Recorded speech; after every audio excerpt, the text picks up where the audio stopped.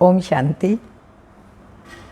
13/10/2022 के बाबा के साकार अनमोल धारणा युक्त मधुर महावाक्य हैं। बाबा ने आज खुशी, खुराक और खुशी खजाना। तो बच्चों के अंदर बाबा ने कहा सदा ही खुशी की सहनाइयाँ बजती रहनी चाहिए। वर्तमान समय बाबा निश्चय बुद्धि के ऊपर बता रहे हैं। तो बाबा ने कहा निश्चय बुद्धि विजयंती होते हैं। निश्चय बुद्धि बच्चों के सामने माया भी फुल फोर्स से आती है, हिलाने की कोशिश करती है। लेकिन बाबा ने कहा कोई भी तूफान आए, माया कितना भी संशय बुद्धि बनाए, लेकिन आपको निश्चय बुद्धि बनना है। मीठे बच्चे, अब तुम्हारी दिल में खुशी की सहनाई बजनी चाहिए, क्योंकि बाप आए हैं हाथ में हाथ देकर साथ ले जाने। अब तुम्हारे सुख के दिन आए कि आए। क्वेश्चन, अभी नई झाड़ का कलम लग रहा है, इसलिए कौन सी खबरदारी अवश्य रखनी है? आंसर, नई झाड़ को तूफान बहुत लगते हैं। ऐसे ऐसे तूफान आते हैं जो सब फूल फल आदि गिर जाते हैं। यहाँ भी तुम्हारे नए झाड़ का जो कलम लग रहा है, उसे भी माया जोर से हिलाएगी। अनेक तूफान आएंगे, माया संशय बुद्धि बना देगी। बुद्धि में बाप की याद नहीं होगी तो मुरझा जाएंगे, गिर भी पड़ेंगे। इसलिए बाबा कहते हैं बच्चे, माया से बचने के लिए मुख में मुलहरा डाल दो, अर्थात धंधा आदि करो, भले करो, लेकिन बुद्धि से बाप को याद करते रहो, यही मेहनत है। गीत है ओम नमो शिवाय। ओम शांति। तुम बच्चों को अच्छी तरह निश्चय हो गया है कि बाबा आकर नई दुनिया रचते हैं, जो हम पतित हैं उनको पावन बनाने। ऐसी नहीं कि सृष्टि है ही नहीं और बाप आकर रचते हैं। बाप को बुलाते हैं हम, जो पतित हैं उनको आकर पावन बनाओ। दुनिया तो है ही, बाकी पुरानी दुनिया को नई करते हैं। ये ज्ञान मनुष्यों के लिए है, जानवरों के लिए नहीं है, क्योंकि मनुष्य पढ़ करके मर्तबा पाते हैं। अभी जो दुख देने की सामग्री है, इसमें सब आ गए, देह, देह के धर्म आदि। तो बाप इस दुख की सामग्री को सुख का बनाते हैं। तब बाप ने कहा है, मैं दुख धाम को सुख धाम बनाता हूँ, मैं हूँ ही दुख हरता सुख करता। अब तुम्हारे अंदर सहनाई बजनी चाहिए कि हमारे सुख के दिन सामने आ रहे हैं। जानते हो कि बाप कल्प के बाद मिलते हैं, और कोई ऐसे किसके लिए नहीं कहते। भगवान आते ही हैं भक्तों की सद्गति करने। अपने साथ हाथ में हाथ देकर ले चलता हूँ। कितनी नशे की खुशी की बात है। भगवान ऐसे नहीं ले जाते, हमें कहते नहीं इसको भगवान ने उठा लिया, पर भगवान अपने हाथ में हाथ देकर साथ में ले जाते हैं। ऐसे नहीं कि सुख धाम में जाकर तुमको छोड़ता हूँ, नहीं। इस समय के पुरुषार्थ अनुसार आप ही जाकर के प्रारब्ध भोगते हो। जितना जो औरों को समझाते हैं, उतना उनको ड्रामा पक्का हो जाता है। मनुष्य कोई ड्रामा देखकर आते हैं तो कुछ दिन तक पक्का हो जाता है, तो तुमको यह भी पक्का होता जाता है, क्योंकि ये बेहद का ड्रामा है। सतयुग से लेकर इस समय तक ड्रामा बुद्धि में है। सेंटर पर आते हैं तो सावधानी मिलती है, तो यह याद आ जाता है। यहाँ भी बैठे हो तो भी याद है। सृष्टि तो बेहद का ड्रामा है। बेहद है सेकंड का काम, परंतु है सेकंड का काम। समझाते हैं तो झट ड्रामा बुद्धि में आ जाता है, सेकंड में बुद्धि में आता है ना। जानते हैं कि कौन कौन आकर धर्म स्थापन करते हैं। मूल वतन को याद करना भी सेकंड का काम है। दूसरा नंबर है सूक्ष्म वतन, तो वहाँ भी कोई बड़ी बात नहीं, क्योंकि वहाँ भी सिर्फ ब्रह्मा विष्णु शंकर दिखाया है। वह भी झट बुद्धि में आ जाता है। फिर सूक्ष्म वतन, इसमें 4 युगों का चक्र भी आ जाता है। यह है बाप की रचना। ऐसे नहीं कि सिर्फ तुम स्वर्ग को याद करते हो, नहीं। स्वर्ग से लेकर कलयुग अंत तक का तुम्हारी बुद्धि में राज है। तो तुमको औरों को भी समझाना है। जो आपने समझा है बुद्धि में राज रखा है, औरों को भी समझाना है। औरों को भी समझाना है मूलवत समझाया जाता है। तुम जानते हो बाप आकर मूल वतन धर्म स्थापन करते। मूल वतन को याद करना भी सेकंड का काम है। दूसरा नंबर है सूक्ष्म वतन। तो वहाँ भी कोई बड़ी बात नहीं, क्योंकि वहाँ भी सिर्फ ब्रह्मा विष्णु शंकर दिखाया है, वह भी झट बुद्धि में आ जाता है। फिर है स्थूल वतन, इसमें 4 युगों का चक्कर लगाया जाता है। यह है बाप की रचना, ब्रह्मा विष्णु शंकर, ये शिव बाबा की पहली रचना। ऐसे नहीं कि सिर्फ तुम स्वर्ग को याद करते हो, नहीं, स्वर्ग से लेकर कलयुग अंत तक का तुम्हारी बुद्धि में राज है, तो तुमको औरों को भी समझाना है। ये झाड़ गोले सृष्टि चक्र का चित्र सबके घर में होना चाहिए। है सबके घर में झाड़ गोला सृष्टि चक्र और त्रिमूर्ति। जो कोई आवे उनको बैठ समझाना चाहिए। रहमदिल महादानी बनना है, इसको अविनाशी ज्ञान रतन कहा जाता है। इस समय तुम भविष्य के लिए धनवान बनो। तो बाप समझाते हैं, बच्चे अब तक तुमने जो कुछ पढ़ा है सुना है उन सबको भूल जाओ। मनुष्य मरने समय सब कुछ भूल जाता है ना, तो हम भी जीते जी मरे हैं। तो पुरानी दुनिया कलयुगी दुनिया शूद्रपने की सब बातों को हमें भूल जाना है। तो यहाँ भी तुम जीते जी मरते हो। तो बाप कहते हैं, मैं नई दुनिया के लिए जो बातें सुनाता हूँ वही याद करो। अभी हम अमर लोक में जाते हैं और अमरनाथ द्वारा अमर कथा सुन रहे हैं। कोई पूछते मृत्यु लोक कब शुरू होता है? बोलो, जब रावण राज्य शुरू होता है। अमर लोक कब शुरू होता है? जब राम राज्य शुरू होता है। भक्ति की सामग्री ऐसे फैली है जैसे झाड़ फैला हुआ हो। अब नई झाड़ का कलम लग रहा है, तो ऐसे झाड़ को माया के तूफान देखो कितने लगते हैं। जब तूफान लगता है तो बगीचे में जाकर देखो कितने फल फूल गिरे हुए होते हैं। स्थूल जो बगीचा होता है, थोड़े बच जाते हैं। यहाँ भी ऐसे है कि माया की तूफान आने से और बाबा की याद ना रहने से मुरझा जाते हैं। कोई तो गिर पड़ते हैं। हाथ मताई का खेल है ना, कि मुख में मुल्हारा डालते थे। अगर बुद्धि में बाबा याद हो तो माया का असर नहीं होता। बाबा ये थोड़ी कहते हैं कि धंधा आदि ना करो। धंधा आदि करते बाप को याद करते रहो, इसमें मेहनत है।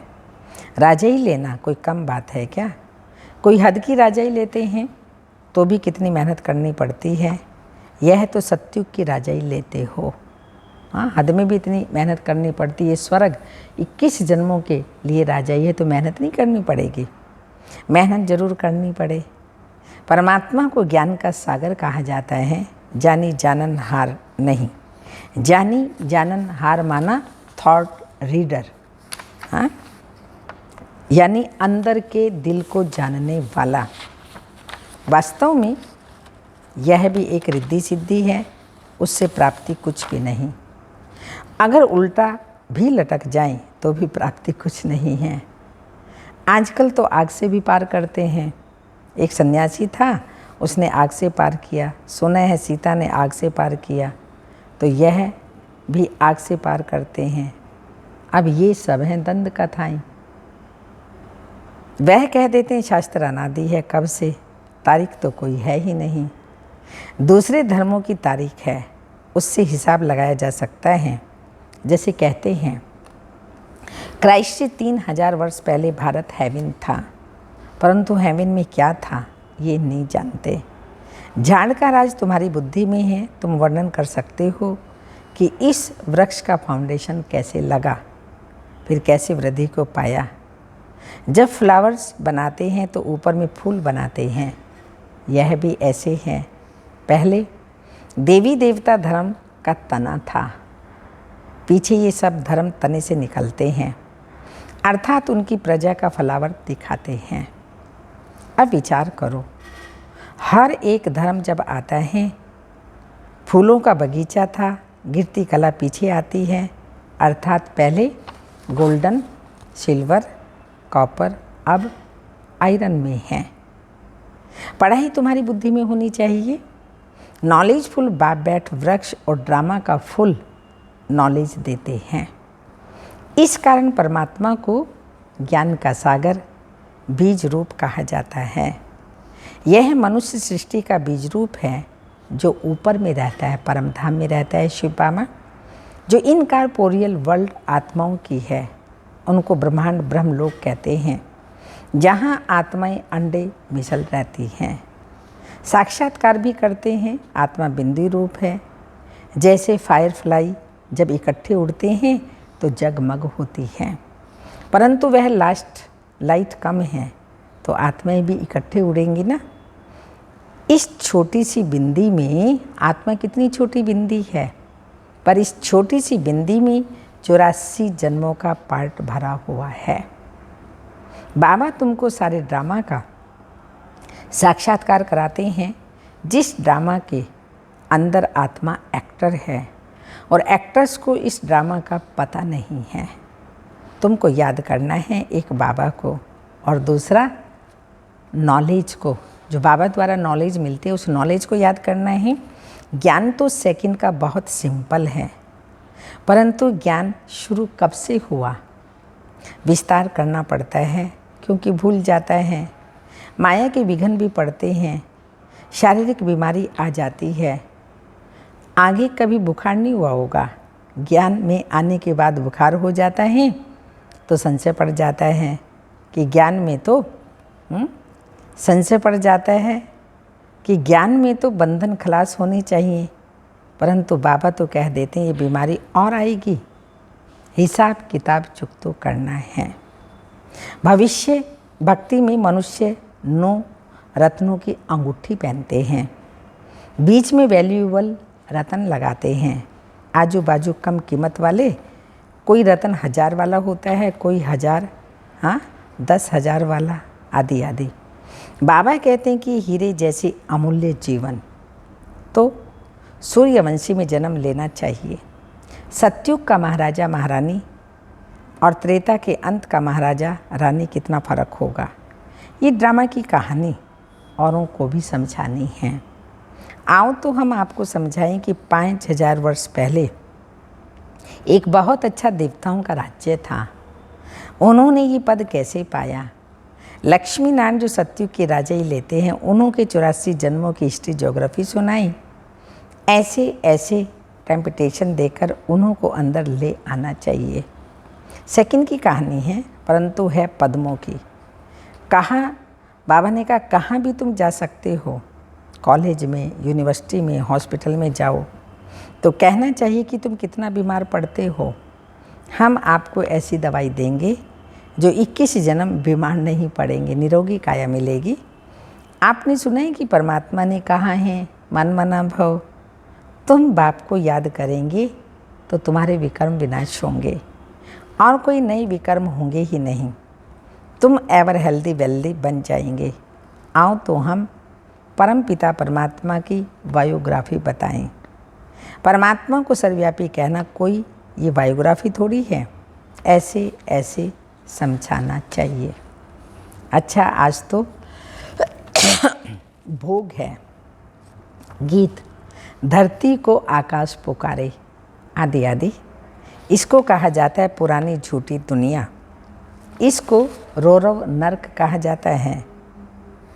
गीत अच्छा है कि आना ही होगा। धरती को आकाश यानी शिव बाबा को हम पुकारते हैं। भगवान को इस धरा पर आना ही होगा, तो आया हुआ है ना। प्रेम की दुनिया में, सूक्ष्म वतन में भी प्रेम है ना। देखो, ध्यान में खुशी खुशी जाते हैं, सतयुग में भी सुख है, यहाँ तो कुछ नहीं है। तो इस दुनिया से वैराग आना चाहिए। सन्यासियों का तो हद का वैराग्य है, तुम्हारा तो बेहद का वैराग्य। तुम्हें तो सारी दुनिया को भुलाना है। बाबा ने बॉम्बे में एक पत्र लिखा था। बाबा सिर्फ बॉम्बे वालों को नहीं कहते, परंतु सब सेंटर्स वालों के लिए बाबा की राय निकलती है। तुमको भाषण करना होता है सुबह और शाम को, तो हर एक शहर में बड़े बड़े हॉल तो होते ही हैं और बहुतों के मित्र संबंधी भी होते हैं। तो एडवर्टाइज करनी है परम पिता परमात्मा का परिचय देना है, ताकि सभी परमात्मा से अपना बर्थ राइट ले सकें।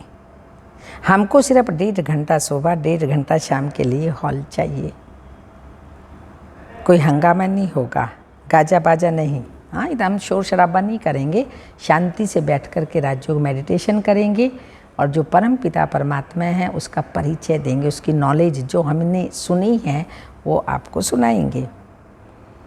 तो कोई वाजिब किराए पर देवे तो हम ले सकते हैं, थोड़ा ऐसा किराया हो जो हम दे सकते हैं और वो हॉल ले सकते हैं। एरिया को भी देखना है, घर को भी देखना कि अच्छा है, अच्छा आदमी होगा तो अच्छे जिज्ञासुओं को लेकर के आएगा।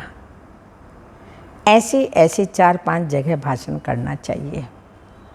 बड़े बड़े शहरों में अगर फर्स्ट फ्लोर ना मिले तो सेकंड फ्लोर, नहीं तो लाचारी हालत में थर्ड फ्लोर भी ले सकते हो। आज बाबा ने छुट्टी दे दी, अब थर्ड फ्लोर पर बुजुर्ग कैसे जाएंगे, मगर लाचारी हालत ले सकते हैं। फिर धीरे धीरे ग्राउंड फ्लोर भी मिल जाएगा। ऐसे ही गांव में भी है, जैसा गांव हो भले कोई छोटा मकान हो, पूरा मकान तो चाहिए नहीं, सिर्फ 3 पैर पृथ्वी चाहिए। सबको अपने संबंधियों से बात करते रहना चाहिए, तो कोई ना कोई दे देंगे। तो ऐसे सेंटर्स खोलते रहना चाहिए। कोई तो किराया भी नहीं लेंगे और कोई लेते लेते अगर तीर लग गया तो वह भी बंद कर देंगे। सब तरह के बच्चे हैं बाबा के, कोई लेते हैं, कोई कैसे कोई कैसे। जो विशाल बुद्धि होंगे वह अच्छा समझकर धारण करेंगे। जिनकी विशाल बुद्धि है उनको महारथी कहा जाता है। वह तो 1-2 के पिछाड़ी सेंटर्स खोलते जाएंगे। बच्चे जानते हैं कि हम अपना राज्य श्री मत पर गुप्त ही गुप्त स्थापन कर रहे हैं और कोई जान ही नहीं सकते कैसे स्थापन करते हैं। बस पवित्र रहना है। तो बाबा ने कहा है, माया ने दुख दिया, इसको छोड़ो। आधा कल्प माया से दुखी हुए, अब बाबा कहते हैं मैं मिला हूँ तो इसको छोड़ो। माया जीते जगत जीत बनो। मन को जीतने की बात नहीं, मन तो शांत है, शांति धाम में रहता है। यहाँ शरीर है तो शांत रह न सके, तो शांति धाम है परम धाम, जहाँ समझानी मिलती है तो चिंतन भी चलता रहे। वहाँ सेंटर पर आया, कथा सुनी और धंधे में लग गए, खलास। यहाँ ताज़ा ताज़ा रहता है, इसलिए बच्चे रिफ़्रेश होने के लिए आते हैं। मधुबन में बच्चे रिफ़्रेश होने के लिए आते हैं। दुनिया वालों की बुद्धि में नहीं रहता कि परमात्मा का बर्थ प्लेस है। यहाँ सुनने से तुमको नशा रहता है कि हम शरीर छोड़ अमर लोक में जाएंगे। यूँ तो भारत परमात्मा का बर्थ प्लेस है, शिव बाबा का बर्थ प्लेस है, लेकिन भारत में भी बाबा ने कहा मधुबन ही बाबा आता है। मधुबन बाबा की विशेष भूमि है जहाँ बाबा की पधरामणि होती है। तो यहाँ सुनने से तुमको नशा रहता है कि हम शरीर छोड़ अमर लोक में जाएंगे। सतयुग में यह नहीं होगा, फलाना मर गया, शरीर छोड़ दिया, चोला चेंज कर लिया, ये कहेंगे। नहीं, जब पुराना चोला छोड़ेंगे नया लेंगे तो खुशी होगी ना, बाजा बजेगा। अच्छा, मीठे मीठे सिक्के लदे बच्चों प्रति माता पिता बाप दादा का याद प्यार, गुड मॉर्निंग, डायमंड मॉर्निंग।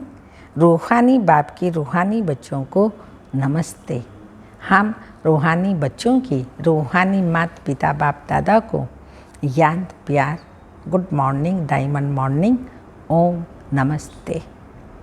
धारणा के लिए मुख्य सार है, इस बेहद की दुनिया से वैराग्य रख इसे भूलना है, बुद्धि से भूलना है। अविनाशी ज्ञान रत्न धारण कर भविष्य के लिए धनवान बनना है। तो जितना जितना हम अविनाशी ज्ञान रत्नों को धारण करेंगे, भविष्य में हम धनवान बनेंगे। सेकंड पॉइंट, नई दुनिया के लिए बाप जो सुनाते हैं वो याद रखना है, बाकी सब पढ़ा हुआ भूल जाना है। ऐसा जीते जी मरना है। वरदान ही कल्याणकारी युग में स्वयं का और सर्व का कल्याण करने वाले प्रकृति जीत माया जीत भाव। इस कल्याणकारी युग में कल्याणकारी बाप के साथ साथ आप बच्चे भी कल्याणकारी हो। आपकी चैलेंज है कि हम विश्व परिवर्तक हैं। दुनिया वालों को सिर्फ विनाश दिखाई देता, इसलिए समझते हैं अकल्याण का समय है। लेकिन आपके सामने विनाश के साथ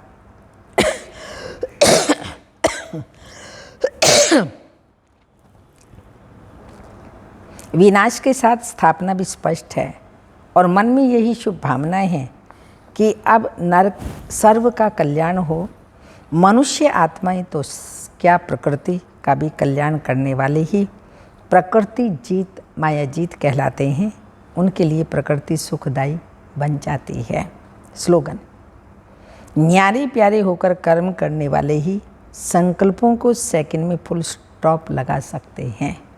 न्यारे प्यारे होकर कर्म करने वाले संकल्पों पर सेकंड में फुल स्टॉप लगा सकते हैं। अमृत वेले की पॉइंट है, मीठे बच्चे सवेरे सवेरे उठ शरीर से न्यारा होने की ड्रिल करनी है। पुरानी दुनिया पुराना चोला कुछ भी याद ना आए, सब कुछ भूला हुआ हो। जो अच्छे पुरुषार्थी हैं वह सवेरे सवेरे उठकर देही अभिमानी रहने की प्रैक्टिस करेंगे। वह एक बाप को याद करने का पुरुषार्थ करेंगे। उन्हें लक्ष्य रहता है कि और कोई देहधारी याद ना आए। निरंतर बाप और स्वदर्शन चक्र याद रहे, यह भी ओह सौभाग्य कहेंगे। विक्रमाजीत बनने के लिए भी अमृत वेले उठ याद में बैठ शरीर से डिटैच होने का अभ्यास करो। बाप कहते हैं बच्चे निरंतर अंतर्मुखी रहने का पुरुषार्थ करो। अंतर्मुख अर्थात सेकंड में शरीर से डिटैच। इस दुनिया की शुद्ध बुद्ध बिल्कुल भूल जाए। एक सेकंड में ऊपर जाना और आना, इस अभ्यास से विकारों का अंश समाप्त हो जाएगा। ओम शांति।